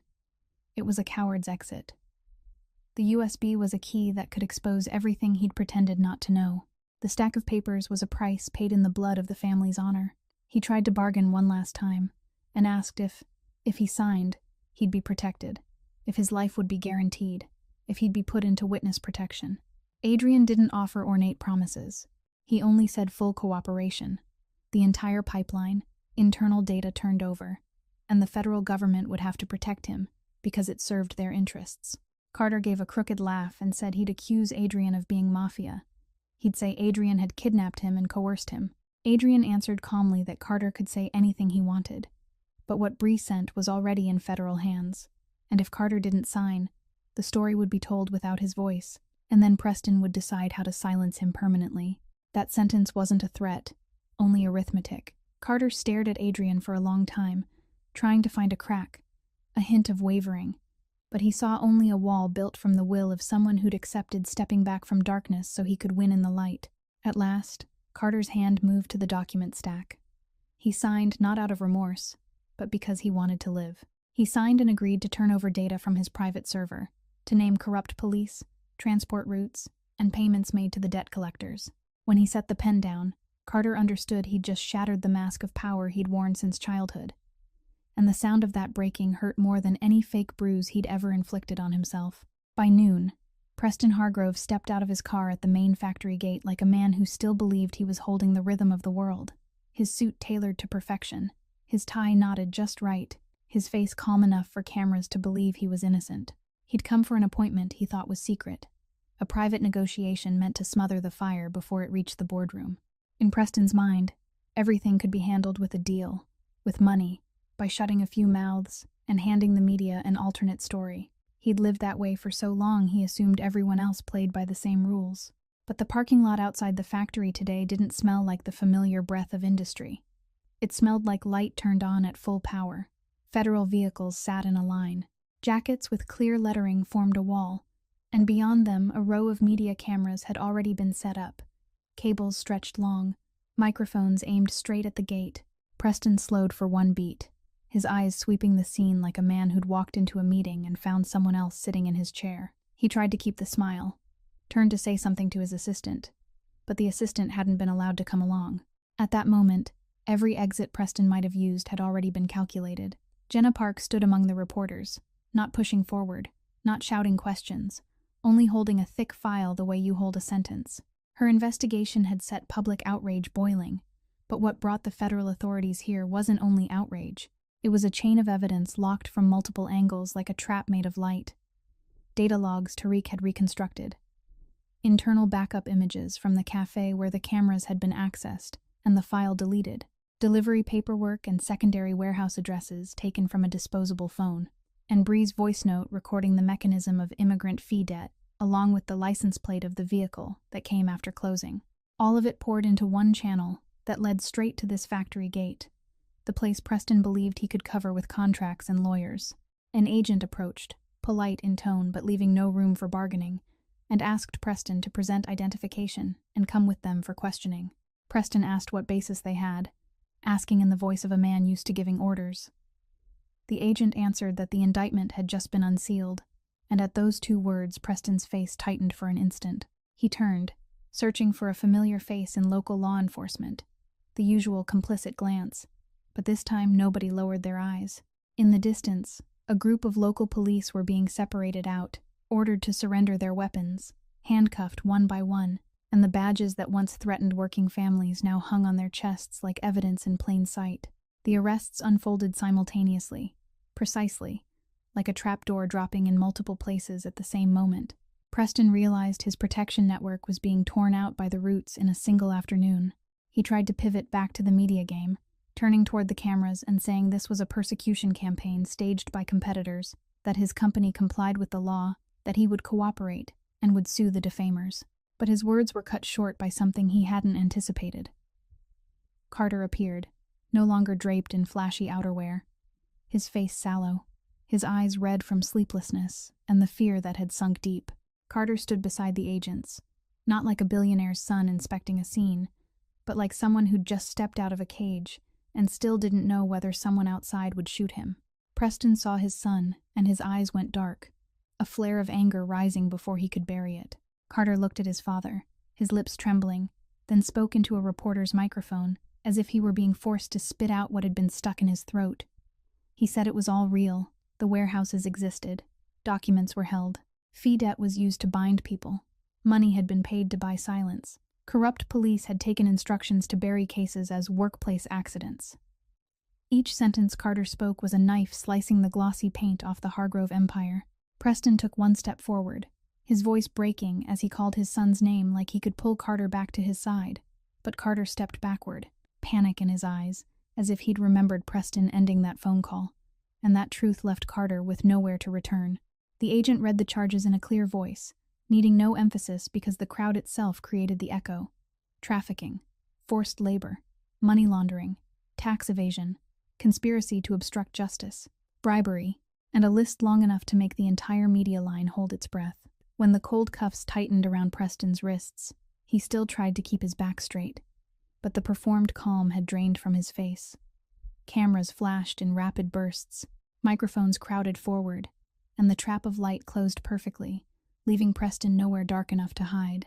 Somewhere else in the city, Noah stood in a hospital corridor staring at Bree lying motionless, and when the arrest hit his phone screen, he didn't cheer. He only broke down and cried, because he knew the price of that noon was a sister in a coma, and a voice that had managed to send its last truth before it went quiet. Bree came back from the dark, not the way movies do it, not with a soft breath and beautiful sunlight, but in a way that was more real and more cruel, layers of awareness hauled upward like pulling a body out of cold water. The first sounds she heard were the steady beep of the heart monitor, footsteps in the hallway, someone speaking in a low voice, and then cutting off. All of it, as if it were on the far side of thick glass. Her eyes opened, but nothing was clear. The white ceiling swam. The harsh light made her wince. Her throat burned with dryness, like she'd swallowed sand. She tried to move, and pain bit immediately, into the burned hand, into her shoulder, into the strange bruises on her neck where the needle had touched. A sob broke beside her. Noah. He was slumped on the hospital chair, hair a mess, jacket wrinkled, eyes red and swollen like he'd cried for days. When he saw Bree's eyes open, Noah lurched up, his hands trembling, wanting to touch her, but afraid of hurting her. And in the end he only gripped the edge of the blanket, as if holding on to the truest thing left. Bree tried to say her brother's name, but only a rough breath came out. A nurse entered, called for the doctor, checked reflexes, checked awareness, and said Bree was out of danger but would need a long recovery, and the days ahead would hurt, would exhaust her, would include moments when she'd want to let go. Bree heard it and didn't panic, because she'd wanted to let go before, back when she'd held a coffee tray in front of wealthy, indifferent faces. Yet she'd still lived, and surviving wasn't luck. It was that she'd learned to hold a piece of truth in two burned hands. The days that followed were a chain of small pains, steady as tides, bandage changes, cleaning the burns, exercises to bend and straighten her fingers, every motion making her eyes sting from the ache. Some days she could bear it. Some days she cried because even lifting a cup of water made her wrist feel like it was being cut. Noah stayed close in almost every free hour, but he wasn't the boy who only knew fear anymore. Jenna and the community of workers in the neighborhood rose up like a net. One person brought food. One person chipped in for rent. One helped Noah file paperwork for support. Another set up a schedule to watch the door like a protective habit. Jenna visited without flowers, bringing only news and respect. She said the charges had been made public. More secondary warehouses had been searched. More victims had been brought into the light, and Carter's testimony and the data meant Preston had no room left to twist. But Jenna also said it plainly. Justice couldn't resurrect the days Bree had lived inside fear, and it couldn't erase the burn marks on her skin. Bree went quiet and looked at her bandaged hand, understanding that the price of truth was always carved into the body of the weakest person first. One afternoon, when the room was calmer, Noah hesitated and said Bree had saved them, not only by enduring pain, but by getting the voice note and the photos sent out in time, by choosing to tell the truth even when she was trapped in the parking lot. Bree looked at Noah and saw that his eyes no longer held blind fear. They held a self-respect that had begun to grow back. She didn't call herself a hero. She only said she didn't want Noah to live his whole life with the feeling that he had to bow his head just to be left alone, because that kind of peace wasn't peace. It was being bound. Noah nodded, tears falling onto the back of Bree's hand, and Bree realized the most precious thing wasn't Preston in handcuffs. It was Noah still whole, not broken the way they'd threatened. On an afternoon like that, Adrian came to visit. He didn't bring a crowd. He didn't bring spectacle. He only stepped into the room with a calm posture. Onyx wasn't there because it was a hospital, but there was still something silently on guard in Adrian's eyes. He stood beside the bed and looked at Bree for a beat longer than politeness required, as if confirming she was still here. Adrian said very little. He didn't list victories. He didn't mention Preston. He didn't boast that the plan had worked. He only said he was sorry. Sorry he'd let Bree fall into the line of fire. Sorry he'd underestimated how dirty Hargrove could be. And sorry that even though he'd promised protection, Bree still had to pay with her body. Bree listened and didn't answer right away. She didn't know where to put that apology, because she still hurt. She still remembered the needle. She still remembered being shoved against the car, and the scars would remain even if Preston went to prison. She didn't forgive him on the spot. She didn't nod her way into a pretty ending, but she looked at Noah standing beside the bed, healthy, not arrested, not missing, and she understood Adrian had kept his word in the way of a man who didn't know how to talk much. Adrian looked at Noah and gave a small nod, then turned back to Bree, his voice low and steady. She'd done the right thing. Nobody had granted her anything. She'd kept the evidence herself. She'd chosen the truth herself. She'd fired the deciding bullet into a machine everyone said couldn't be brought down. Bree closed her eyes for one beat. The pain was still there, but inside her there was a small point of light, not the light of fame, but the light of knowing she was no longer only a victim in someone else's story. After the day Preston was cuffed at the factory gate, the city didn't suddenly become kind, but it began to answer questions that for a long time had been buried beneath money and indifference. The string of federal sessions moved like a machine running on rhythm, leaving no space for the familiar phone calls. Jenna stayed close to every step, reporting just enough to keep public pressure alive, without exposing witness locations, while Miles coordinated the case the way a man assembles a picture from shards of sharp glass. The workers rescued from the warehouse that didn't exist were moved into protective custody, one by one. Not the glamorous kind, but temporary safe rooms. Movement schedules that changed by the hour, names kept hidden so they could sleep without jolting awake at the sound of a car outside. Some people had their passports and seized documents returned, the very things that had been locked in plastic boxes like chains. Those who'd lost documents were helped to restore their identities. Lawyers walked them through every step, from temporary residency papers to labor records, so they were no longer trapped in the gray zone where exploiters like to hunt.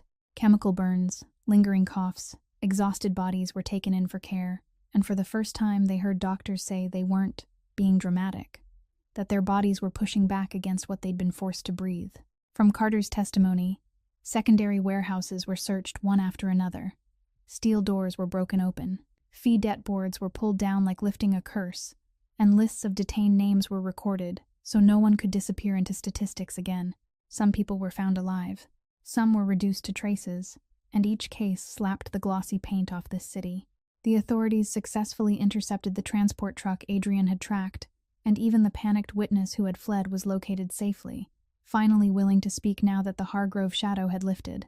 Fines and asset forfeitures began to be discussed on paper, cold as numbers, but for the harmed, it was the first time their lives had been acknowledged as having value. A victim support fund was established, allocated from fines and seized assets, not to repay the years that had been stolen, but to give people a chance to begin again without being pushed back under the same kind of hands. Jenna told Bree during one visit that justice on paper was never enough, but it could build a bridge so victims could step out of the mire without being dragged back. Bree listened, watching her own hands as she practiced bending and straightening them, and she understood that bridge was built from pain, evidence, and voices that had once been forced silent. With the community's help and Jenna's guidance, Noah held steady. He no longer lived like someone forced to hide. He worked more normally. He went to school with a new understanding that truth sometimes demanded a price, but that price shouldn't always fall on the poor. Adrian, meanwhile, paid a different kind of price. When he chose to stand with the light, he also cut himself off from part of the dirty network that had once helped him survive in the dark. A few partners in the underworld turned away. A few profit routes were cut. Some people who used to call him boss began calling him a traitor, because they couldn't understand why he'd pushed the matter to the federal government instead of settling it in the night. But Adrian didn't try to hold them with violence. He used the new current of the case to build a legal way forward, a structure of protection with paperwork, lawyers, transparent channels of contact, so from now on he wouldn't have to drag innocent people into stray fire whenever he wanted to protect them. Miles helped him build the legal framework. Tariq shifted part of his skill set into tracing other labor exploitation cases. Hal, though weak, stayed close as a reminder that running for a lifetime wasn't a form of atonement. Adrian lost a few things that had made him powerful in the dark, but in exchange, he gained something rarer, power that could stand under lights without lowering its face. Bree didn't romanticize that change. She knew life wouldn't automatically become easier just because Preston had been arrested. The scar on her hand would still be there. Fear could still return in uneasy sleep. But when she looked at Noah still whole, when she looked at workers being called by their real names and holding their documents again, she understood the consequence of this fight wasn't only a billionaire losing his seat. It was that people who'd been treated as invisible were finally being given back the right to exist as human beings. Months later, while the hearing still dragged on and the city still argued about who had looked away for too long, the Loop Cafe where everything began changed again, quietly, in a way that couldn't be reversed. The whispered instructions to smother scandals were gone. The signs that said, "Employees are responsible," hung like invisible whips, were gone too. A group of labor attorneys and community organizers, alongside Jenna, had turned public pressure into concrete action, forcing the old ownership to surrender control, and through lawful allocations that followed the case, the cafe was restructured into a worker co-op, a place where the people who created the value had a real voice and a real stake. On the first day Bree came back, she stood outside the glass for a long time, watching her own reflection while her chest still tightened, because the memory of scalding coffee and Carter's laughter didn't vanish just because paperwork changed names. But when she stepped inside, the first thing she saw wasn't employees lowering their eyes. It was a large bulletin board spelling out safety procedures, the right to refuse service when harassed, a legal support number, and a new set of rules with every line signed by the employees themselves. Cameras had been installed again, not hidden in dark corners, not running on some murky network, but openly and transparently, with posted signage for recorded areas, with access controlled by an employee council, rather than a manager who could take a call from someone rich. Regular meetings were held, where staff discussed schedules, rights, how to handle hostile customers, and more importantly, how to protect one another. Bree came back no longer to carry trays and swallow humiliation. She was invited to serve as the training coordinator for safety and labor rights, because she'd lived through the worst and still stood back up, and nobody understood boundaries more clearly than someone who'd been forced to choke down shame just to survive. She didn't speak like a motivational speaker. She spoke with the practicality of someone who'd paid the price, teaching how to document an incident, how to keep evidence, how to call for help through the right channels, how not to let a workplace accident be turned into a grave where truth was buried. When Bree picked up a marker and wrote on the whiteboard, the scarred hand still felt slightly tight, but her grip was steady, and the younger employees watched her with a kind of trust that wasn't pity. Noah stopped by sometimes to pick her up, and seeing the cafe transformed felt like getting a piece of his life returned. He no longer feared stepping inside the way you step into a place that could crush your family. He saw his sister standing upright behind the counter, not to serve anyone's ego, but to teach others how not to be swallowed. Jenna, exactly as she'd promised, published the second part of the investigation. At the precise moment, Hargrove's lawyers tried to steer public opinion toward individual misconduct. This time she didn't speak only about one factory or a few warehouses. She stripped bare the entire subcontractor system like a web woven on purpose, where shell companies changed names and paperwork to evade responsibility, where IT services were outsourced to erase traces, where debt collectors were hired to threaten witnesses, and where payments were split into smaller pieces to slip through legal cracks. Jenna's article read like a map for justice. It expanded the raids, pulled into daylight leads that had been assumed lost, and forced those who'd hidden under the label of subcontractor to face the question of what they'd done to earn their money. Bree read it one evening after a meeting shift, and what she felt wasn't triumph. It was a painful kind of relief, like removing a bandage and seeing the skin was still alive. Hal's life changed too, in a simpler way. He wasn't wandering anymore. He didn't have to disappear to protect Adrian, because the truth had been placed on the table, and the people who'd used him as a noose no longer had the same power to stalk. Through an arrangement made within the legal framework and quiet support from Adrian, Hal had a small room in a quiet neighborhood, a solid lock on the door, a chair by the window where he could drink tea without scanning for someone watching him. Sometimes Hal stopped by the cafe and sat in the corner where he'd once set his cup down with that small click. This time he didn't sit like a man ready to act. He sat like an old man finally allowed to exist without fearing he was a burden. Adrian didn't appear often. He understood Bree needed space to walk on her own, but what he'd promised was still kept in an invisible form, like a layer of protection that didn't make anyone feel sheltered. And in that cafe, power was slowly returned to the hands it belonged to. Not the power of money or violence, but the power of workers knowing they had a voice, they had evidence, they had each other, and no one had to collapse in silence again just because a rich man wanted to laugh. Another day in the loop. Sunlight slanted through the cafe's large glass, reflecting off crisp suits and half-open laptops, as if this city had never trembled when an empire fell. The pace of life had returned to the appearance of normal, but inside, it was different. The new employee that day was a young woman still clumsy with the espresso machine, her hands trembling slightly as she carried a tray to a table near the window. The man seated there wore an expensive watch. His voice was curt. He deliberately flicked his hand, so the coffee sloshed, then curled his lip in blame, implying that in a place this upscale, there was no room for awkwardness. The air in the cafe tightened on an old reflex, a few eyes dropping as if afraid the familiar circle might begin again. In the corner, Adrian sat still. Onyx lay at his feet, the big black dog's eyes half open but alert. Adrian only had to shift a little and everything would change course, but he didn't stand. Before he could do anything, Bree stepped out from behind the counter. She walked neither fast nor slow. Her scarred hand set a cup down on the man's table with a small click, calm and decisive. The sound wasn't loud, yet it drew the whole room's attention to a single point. Bree looked the man straight in the eye. She didn't lower her head. She didn't shake. She spoke only one sentence, her voice clear as the rules posted on the wall since the cafe became a co-op, that here no one was allowed to be insulted, and if he couldn't respect the server, we had the right to refuse to serve him. There was no threat in it, no shadow standing behind her, only truth and the right to exist. The man hesitated, perhaps because he wasn't used to being spoken to that way in a place that once treated him like the center, perhaps because he realized the eyes around him were no longer silently complicit. A few other customers looked at Bree, then looked at him, and this silence wasn't the silence of fear. It was the silence of waiting for the right answer. The man muttered something, stood up, left money behind, and walked out, his earlier confidence gone. The new employee exhaled. Her hands stopped trembling. Bree turned back to the counter without needing to say more, because what she'd just done had spoken for so much.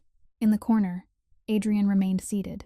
His gaze wasn't that of a man controlling the room, but of a man observing, and in that look there was something close to pride.